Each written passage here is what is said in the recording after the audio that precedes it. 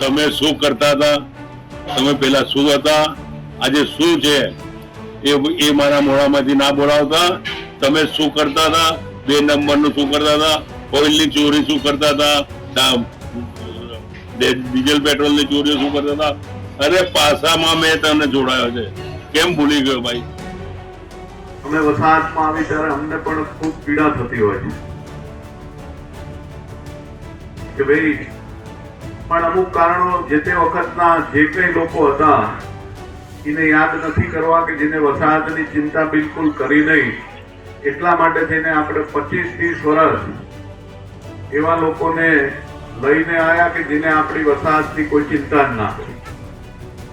પણ તમે જે મારા ઉપર વિશ્વાસ ને ભરોસો મૂક્યો છે, હું ખાતરી આપું છું કે વહેલામાં વહેલી તકે આપણે ફરીથી ભેગા એક જ જગ્યાએ જઈને તમામે તમામ વસાહતના ખાતમુહૂર્ત એક જગ્યાએ ભેગા થઈને કરશું.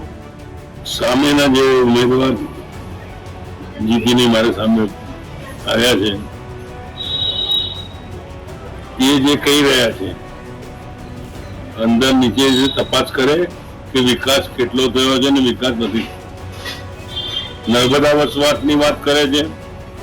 નર્મદા વસવાટના અંદર ગુજરાત વિધાનસભાના અંદર અવાજ ઉઠાવીને મેં કે નર્મદા વસવાટને વસવાટ કર્યા છે ને એમને ડામર સપાટીનો રોડ બનાવી આપો.